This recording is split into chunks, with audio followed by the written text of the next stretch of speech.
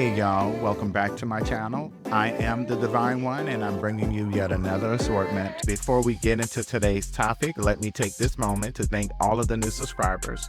Welcome to the family, and to my day ones, my OGs, you already know what it is. I appreciate you for sticking with me as always.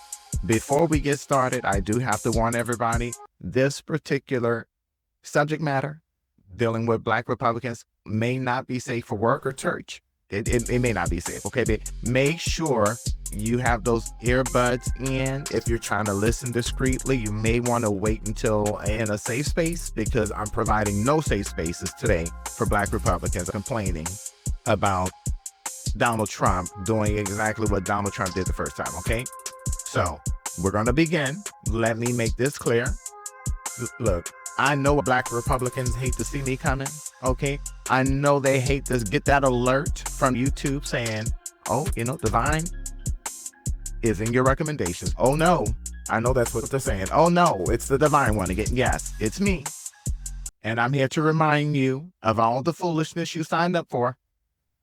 They know what time it is. It's time for the coons and the sellouts and the bug dancers. It's time for y'all to scatter like roaches when the lights come on. Y'all caped for a party that doesn't even like you, and they tolerated you. And now you're shocked you're getting crumbs from Trump and DeSantis. Really? No. You were so loud before. I don't understand it. You're so passive now, but you were so loud before. Republicans aren't racist. That's what you said, right? They're family-oriented. It's the liberals and the gays ruining society. It's always the gays, huh? Look at you crying because your so-called leaders won't even throw you a bone. From what I'm hearing, they're not even returning your phone calls. That's embarrassing. How do you get ghosted? Let's dive in and pick apart how these Black conservatives have drifted their way into Republican extremism, making racism palatable while betraying their own community. When they said they were doing away with affirmative action hires, they meant you too. When they said they were doing away with DEI programs, they meant for you too. So why are you complaining about the lack of diversity in the second Trump administration? It's mind-boggling. There will be no hand-holding, no consoling, no coddling, no empathy, no sympathy, no mercy. It's time to pick a switch from that tree over there, son. It's about to be a spanking. But first, we'll review some videos, and there will be commentary at the end. Let's go. Let me get this straight.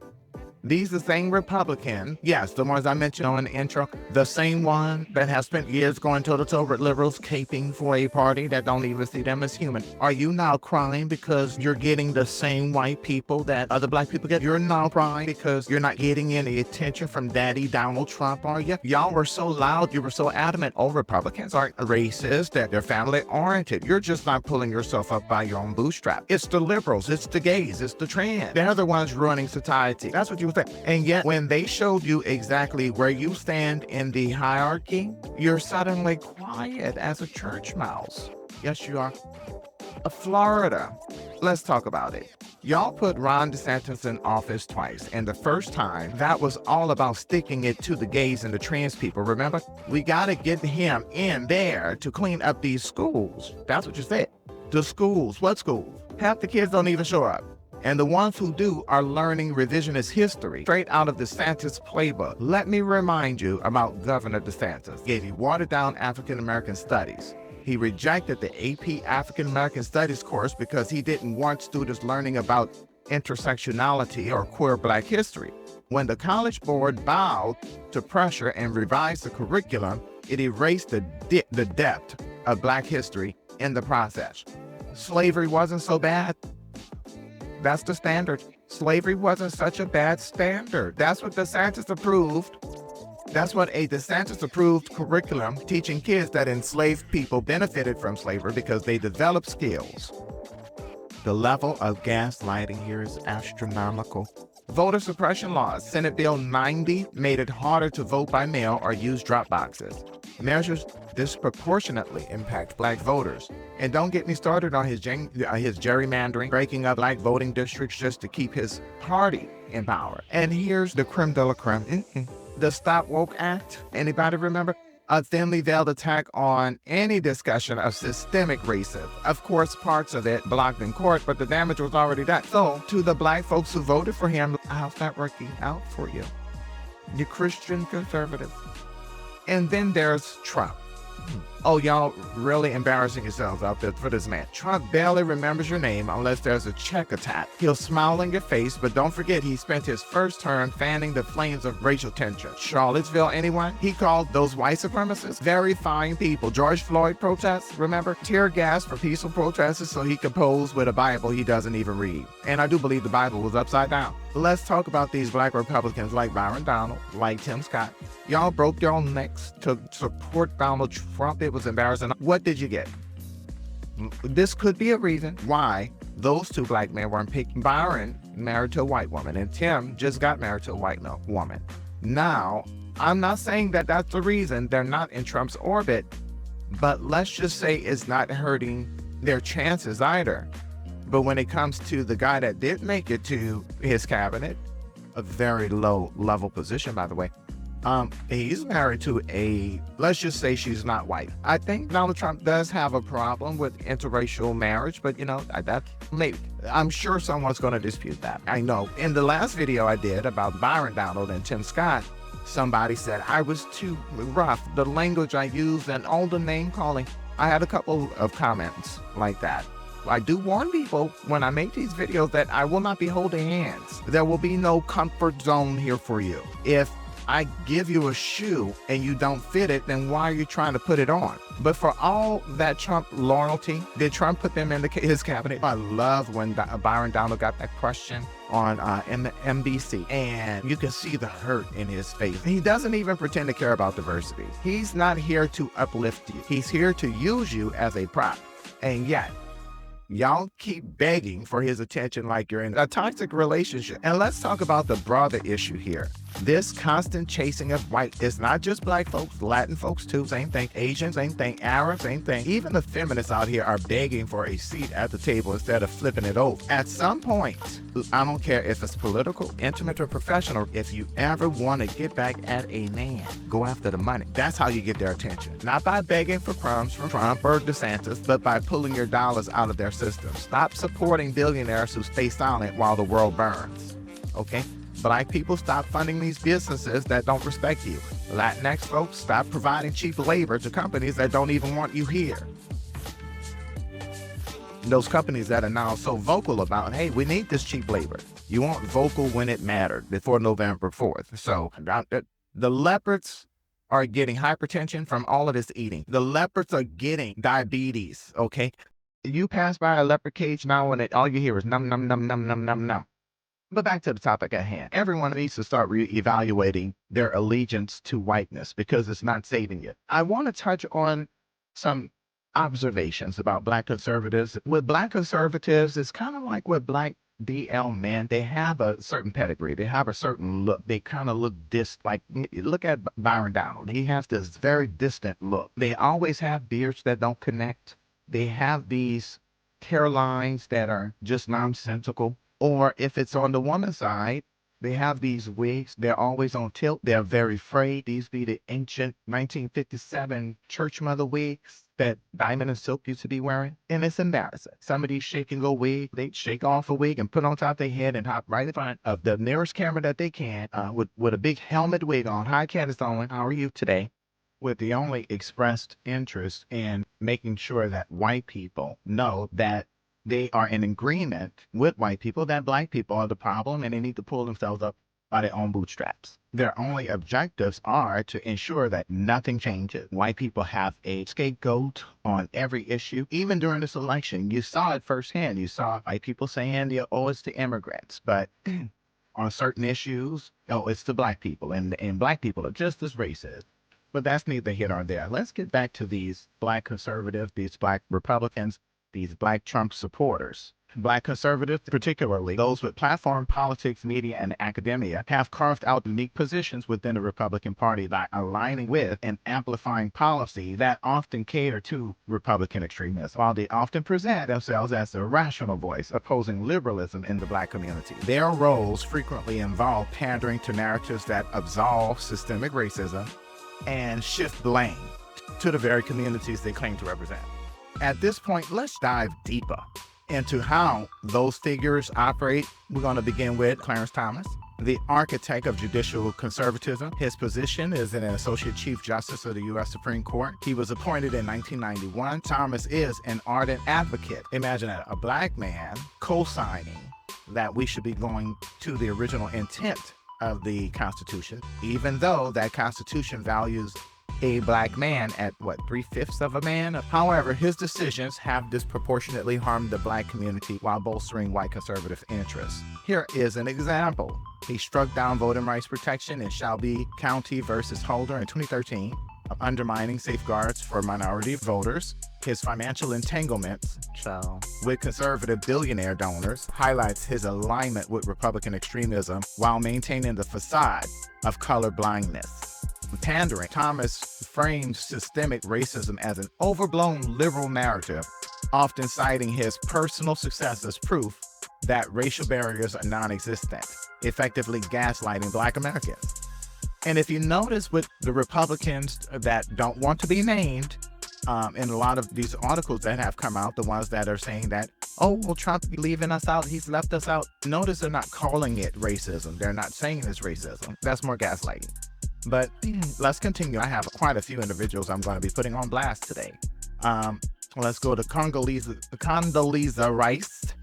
Her position, former U.S. Secretary of State from 2005 to 2009 during the Bush administration. Rice's tenure in the Bush administration, including her support for the Iraq War, framed U.S. policy as morally superior while ignoring its disproportionate domestic impacts on Blacks and marginalized communities, Muslims. How does Rice pander? She often deflects discussions about systemic racism, focusing instead on individual perseverance. There it is. You got to pull yourself up on them old raggedy bootstraps, huh? Her see no evil approach appeals to conservatives seeking to dismiss structural inequality. She's an agent. Look what happened with George Floyd. I'll never forget, she was out buying shoes and that Black woman accosted her and basically said, why aren't you doing something? She's doing what she's supposed to be doing, ignoring. And that's what she's always done. That's what a lot of these conservatives have done with those types of situations. Colin Powell. He has a complex legacy. He had a lot of firsts throughout his illustrious career, but trying to be one of the good old boys, the Iraq War damaged his credibility. But let's start from his highest position was the U.S. Secretary of State from 2001 to 2005. Of course, he was the first Black Secretary of State, the first Black National Security Advisor. This is where the complex legacy, you just can't fit him in the same box that you can fit all the rest that I've mentioned before, and certainly none of which I'm about to mention afterward. But his endorsement of Barack Obama and critiques of Trump later in life made him an anomaly of Black conservatives. However, part of his impact is his early Republican alignment in the U.S. in the support of the Iraq War and tough on crime policies that harm Black communities. He attempted to distance himself from extremism, but his military and political decisions supported structures that disproportionately disenfranchise minorities. Now, here's another one, Alan Keyes. He was a Republican presidential candidate, but that candidacy went nowhere. Back in 1996 and 2000 was his purpose basically to take Black votes away from Democratic nominees? Yes. Third-party options are designed to shift votes away from various groups. Where his impact, Keyes, is a staunch advocate for conservative social policies, often focusing on abortion and marriage. So gay rights and women's rights. His fiery rhetoric against liberalism frequently alienates him from mainstream Black community. How? No. Doesn't even come close. How he has pandered, Keyes reinforces Republican extremism by moralizing poverty and vilifying government assistance, painting them as a root of Black struggle. Now, Tim Scott, the token of diversity. His position, he's the current U.S. Senator from South Carolina from 2013 to present. Tim Scott got his back in 2012. Senator Jim DeMint resigned to lead the Heritage Foundation. Take note of that name. He is one of the main architects of Project. But who appointed Tim? That was Governor Nikki Haley. I don't know how to pronounce her Indian name, but I hope she knows that she voted for deportation. They meant you too, sweetie. You are about to be the governor of somewhere in India. That's neither here nor there. He has run for a special election and won. So he's continued to win. He won re-election in 2016 and again in 2022. Senators have a 6-year stint in the United States Senate. So he's only had 2 elections that he actually ran and a special election. You're going to see him do exactly what he does because the market in North Carolina, the white people, they want to see that. As the only Black Republican senator, Scott occupies a precarious role, advocating for criminal justice reform while supporting policies that perpetuate systemic inequities. His recent statement criticizing DEI initiatives aligns with broader Republican attacks on racial equity efforts.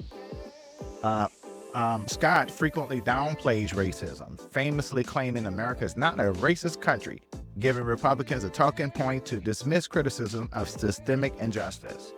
Mia Love, the fiscal conservative, was a U.S. representative from Utah from 2015 to 2019. Her impact was her focus on limited government and fiscal conservatism, often at the expense of addressing racial disparities. Her critiques of identity politics catered to white conservative audiences. She always framed herself as post-racial, capitalizing on Republican desires to absolve themselves of racial bias.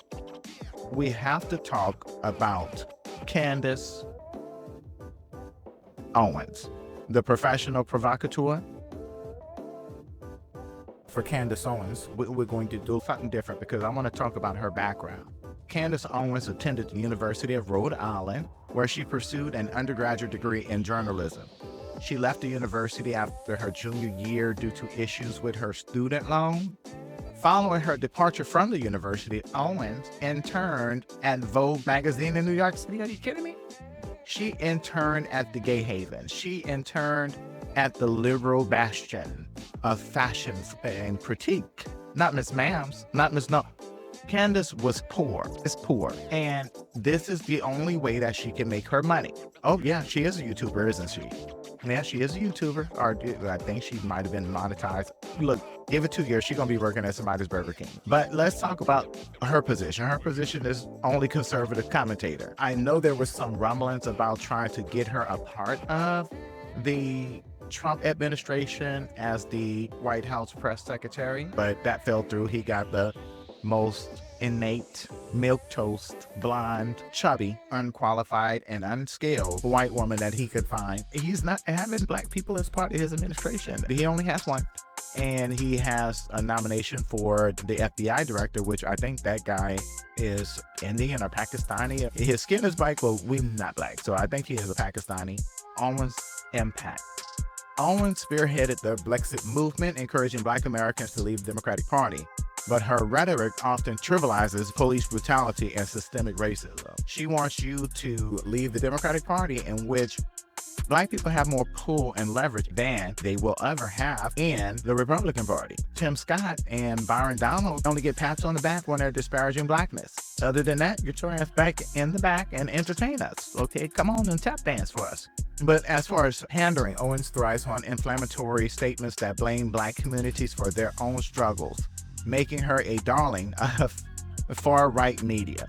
Okay, now let's talk about Herman Cain, the corporate mask. Okay, now Herman Cain, of course, is no longer here, and I know people don't agree with speaking ill of the dead. I will, okay? Herman Cain is probably somewhere burning in a pizza oven in hell right now. He is somewhere, maybe he's still on a slow fall to hell, because our dumbass wants to go in the height of COVID during that re-election back in 2020, attending super spreader events, and guess what he died of? COVID. Took him right on out of here. I was praising the Lord, child. I was like, about time. About time.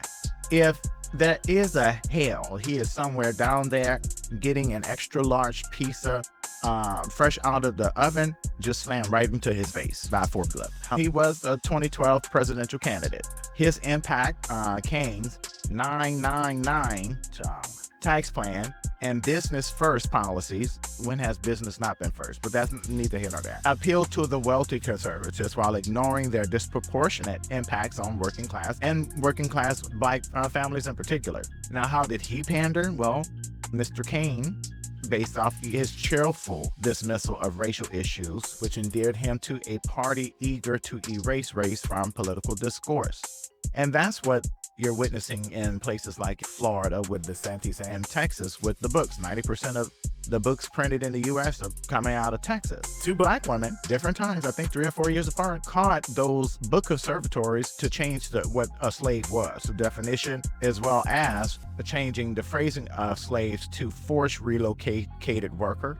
I think that was one of them. But they're trying to make you forget about history. They're trying to make you forget about slavery in particular with Black people. Why? Because after all of these immigrants leave, we got to try to find a way to get these Negroes back in the field. So now let's talk about Michael Steele, the critic turned reformer. So that's yet another one that has reformed. He was a former RNC chairman. He was the former lieutenant governor of Maryland. Impact includes leadership of the RNC, which highlighted Republican outreach to minority voters. But his later critiques of Trump-era extremism revealed the party's shallow commitment to inclusivity.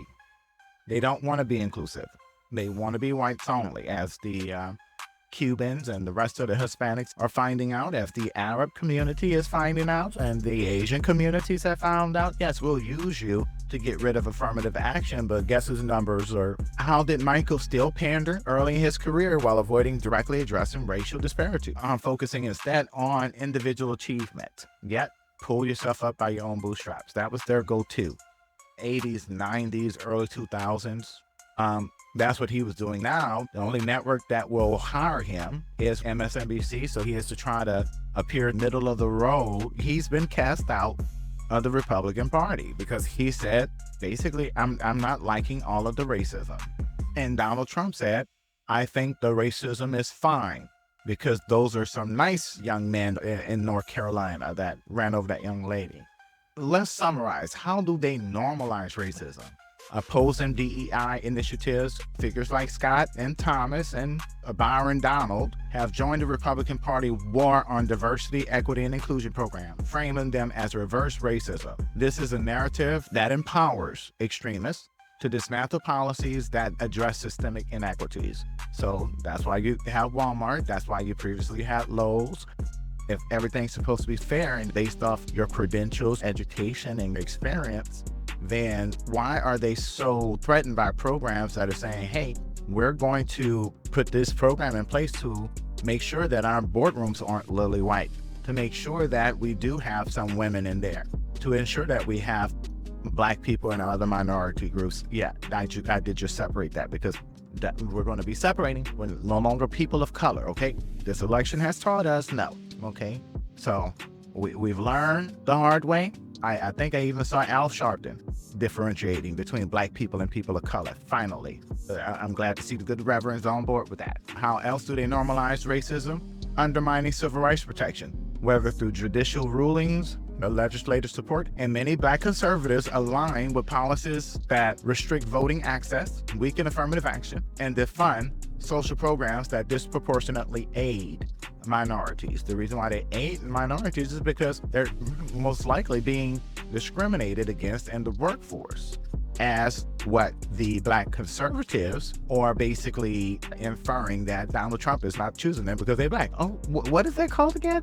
Pull yourself up by your own bootstraps and stop complaining. Gaslighting Black communities by claiming systemic racism is a Democratic lie. These figures shield the Republican Party from accountability while silencing legitimate grievances from Black Americans. So even our favorite go-tos, like your non-Blacks, like Bill Maher, when his dumbass sit up there and say, oh, you guys need to stop talking about the social issues. Stop up. The Black people need to be silent. That way we can nominate more middle-of-the-road, do-nothing Democrats that run from these issues. The white ones run from them just as much as these black conservatives. Tokenizing diversity. Their very presence in the Republican ranks is weaponized to deflect accusations of racism, making white conservatives feel absolved while perpetuating harmful policy. These are the types of black people that the racist whites are quick to pull out and say, I have black friends, I can't be racist. This is who they're talking about. So in conclusion, black conservatives like Thomas, like Tim Scott, like Candace, Owens, provide a veneer of inclusivity to a party increasingly driven by extremism. By aligning with anti-DEI stances and gaslighting the black communities, serve as enablers of policies that harm the very demographics they claim to represent. Their rhetoric doesn't just dismiss systemic racism, it makes it acceptable, creating a political environment where racism is reframed as patriotism and equity as divisiveness. The truth is, none of these groups, the black Republicans, the Latinos caping for Trump, the white feminists cozying up to the GOP, are getting what they want. Don't believe me? Ask the Muslims. He said he'd have this whole thing settled by November 6th, and they've been trying to get in contact with him since then, and the number has changed. I don't understand how you hand somebody an election and then they ghost you. That's the equivalent of giving somebody the best sex, and then you try to text them and you're blocked. But I digress. Instead of banding together, all of these groups, to fight the real enemy, y'all are too busy throwing each other under the bus. And it's too late. This election was the last election I think black people, we were on code with civil rights. We were on code with getting Barack Obama elected president. We are on code to say at the same level of ensuring that we are not going to be putting ourselves out there for these other groups. If you are one of our white quote-unquote allies, then you already know what's up. You already understand the assignment. If you were ever an ally, it's not for you to be marching with us. You need to be over here trying to convert more people on your side. The Latino border voting. Next election, y'all might be voting in the Mexican presidential election. But that's neither here nor there. As it relates to the black conservatives, the black Republicans, the black Trumpers, we see you. The rest of us see you. We see you mammying, we see you bed-bucking and begging for white validation. When you come crawling back to the black community, you abandon, don't expect open arms. We're too busy building a future that doesn't include your foolishness. Wake up. We need to start withdrawing our money and reclaiming our power. We did this during the Montgomery bus boycott, brought a racist institution in Montgomery down to its knees to the point they almost had to file bankruptcy, the whole city. We need to stop chasing the approval of people who will never see us as human, let alone equal. We need to make it abundantly clear that we are not our ancestors. Our humanity is not up for debate, not up for negotiation. And to the black conservatives, the black Trumpers, when you're doing all that buck dancing, that shucking and jiving for the pleasure of white nationalism, and only to be told there are no DEI positions for you. Right now, the only reason why you're mad is because both you and the white conservatives both robbed the bank. You just don't like it cut. Well, it looks like our time is up. I thank you for making the time to go through it to the end with me. Like, share, and subscribe, please, and thank you.